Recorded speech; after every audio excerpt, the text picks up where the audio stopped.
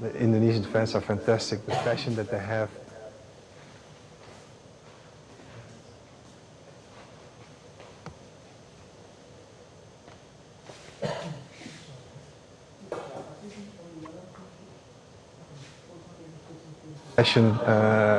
Indonesian fans are so passionate. Hello, coach. Hey, coach. Hello, coach. Hello, coach. Hello, coach. Hi, coach. Halo, Coach Patrick. Selamat datang di Indonesia, Coach Patrick Kluivert. Selamat datang di Indonesia. Selamat datang, Coach Patrick. Selamat datang Coach Patrick. Indonesia. I'm looking. Selamat datang, Coach Patrick. Selamat datang Coach Patrick. Indonesia. I'm looking forward.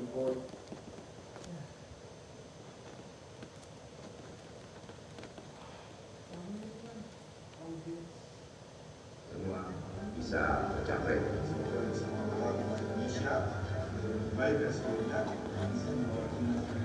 Menuju Timnas Belanda. Let's do this. Let's do this all together. I will see you soon. Without any further ado, please join me and give a Gigaruda welcome for the new head coach of men's national Indonesian football team, Coach Patrick Kluivert.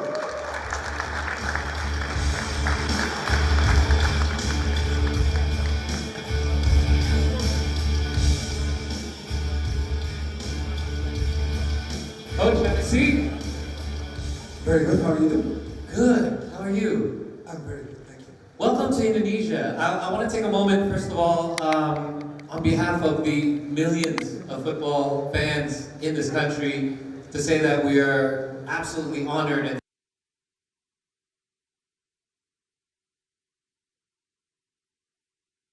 Fantastic. Thank you very much. And I see this kind of images explaining everything also about my team. I'm really grateful to have this opportunity, and I will do the best what I have in my mind to achieve our goals. As everybody saw, the players are on the same line. My team is on the same line, and we're going to go for it. So that's a thing that I can promise. all right. We'll get into the yesterday. We saw the images on social media. There was a huge crowd here to welcome you. What was the first impression that you got when you first arrived here to that sort of a welcome? Well, we came out of the airplane, and all of a sudden it was easy. But a few people around us to protect us, and we walked around. And when we came towards the Came out of the airplane, and all of a sudden it was easy with a few people around.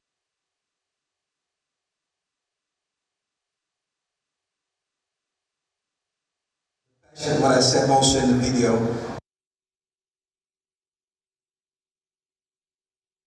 In Indonesia, and I'm very grateful to get my philosophy back to the people. Absolutely. So a lot of enthusiastic fans, but luckily they gave you time to. Okay. Yes, we provided a big meal. I like the food though, so that's no problem. And I can't complain.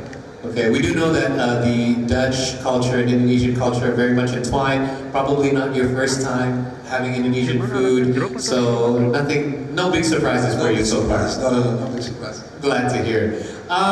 So you've been here now this weekend, and let's just get right into it. Congratulations on being here. You're now signed on a 2-year contract with a 2-year option as well to extend. Now, this is obviously an interesting timing of it all. You are coming here in the midst of a 3rd round battle for us to try to qualify for the World Cup.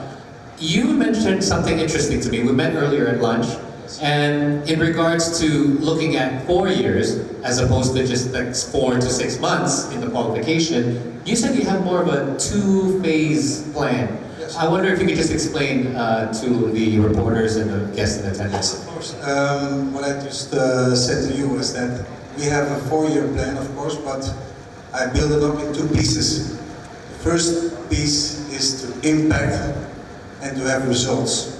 Everybody knows that we play 4 games, 4 finals, and we want to achieve what we want to achieve.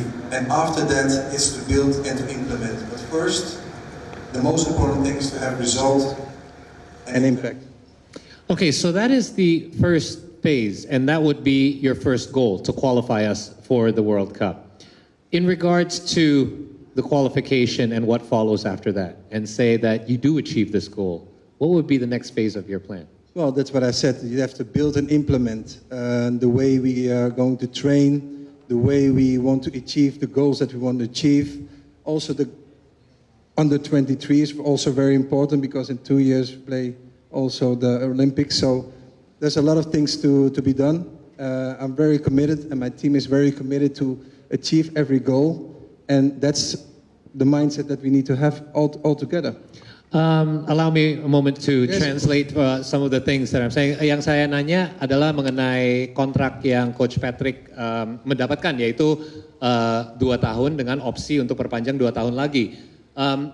Coach Patrick ini perspektifnya adalah 2, terutama dia masuk sebagai pelatih utama di ronde ketiga di kualifikasi Piala Dunia ini, di mana ada short term goal, yaitu untuk kita bisa menggarap poin dan qualify untuk Piala Dunia. Tapi itu hanya menggunakan sekitar 6 bulan. Sementara setelah itu ada implementasi untuk persiapkan tim kita untuk bisa main di Piala Dunianya. Jadi ini sebenarnya ada 2 fase, di mana fase pertama adalah meraih kemenangan, meraih poin, di mana kita bisa kualifikasi. Tapi setelah itu juga sampai 2026, nah ini adalah plan keduanya. Bukan hanya sampai 2026 di mana kita akan main di Piala Dunia, tapi setelah itu gimana kita bisa melanjutkan journey-nya untuk Olimpiade atau enggak Piala Dunia berikutnya juga. And I think this is an interesting, again as I said, an interesting timing for you to come in the middle of the 4th round. On the field, we all know that you are no stranger to pressure. You have faced international pressure, club pressure, and you have performed under pressure. In fact, on the sidelines, you've also faced pressure many, many times.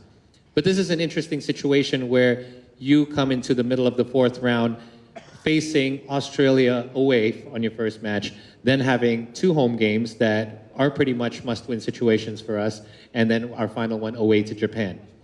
This is a very pressure situation, not just for our players, but for you as well. I'd like to know your perspective on how it feels to be in this situation and how you plan on using your experience in handling pressure to be able to help the squad be able to perform under this pressure as we try to qualify for the World Cup. Yeah, I'm a person, I like to have pressure, and under pressure I can really perform quite well. The most important thing is that to transmit it also to the players, and of course it is another 3-4 countries who have 6 points. Australia 7 points. Australia 7 points, and Japan is secure already for qualifying. It is a particular time, but that's football. Football, you want to be with the best. And of course, we need to transmit this to the players, and we will.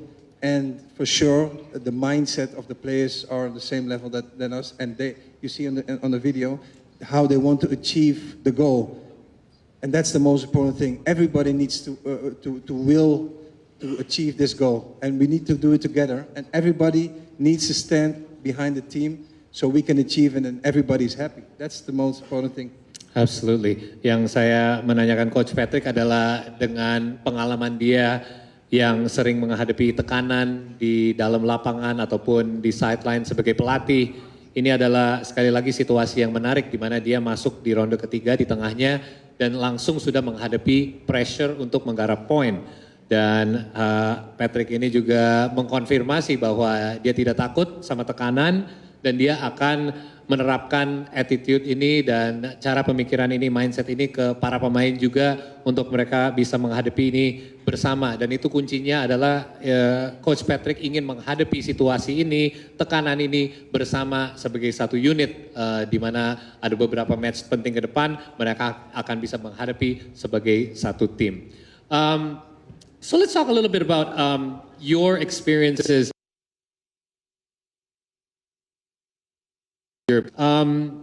there is a lot of different experiences there in Europe that perhaps maybe our players have not faced or have not experienced. After coaching in various top European leagues, what do you anticipate are the biggest challenges that you will face that is slightly different here in Indonesia as opposed to perhaps it could be playing style, it could be football culture. What do you think are some of the challenges that you anticipate? Well, of course, the style of play here in Indonesia is different, but I think that you can implement what you can go in the minds of the players, and I think that we have a standard player, the well thought player, to give them the information that I want and to let the players also perform on the pitch the way the best is best for the team. And I think that's the most important thing, how to transmit what we want and to transmit that to the players to achieve the goal as bright as possible. So you feel that our team, the players on our team, have the potential to be able to adapt to any playing style as long as it's communicated properly through them? I think so, yes. Oke, jadi yang saya nanya adalah dengan pengalaman Coach Patrick di Eropa, apakah pengalaman-pengalaman ini akan membuat challenge atau tantangan untuk dia melatih tim di Indonesia ataupun lawan tim di Indonesia, dan sepertinya menurut Coach Patrick dari perspektifnya ini tidak akan jadi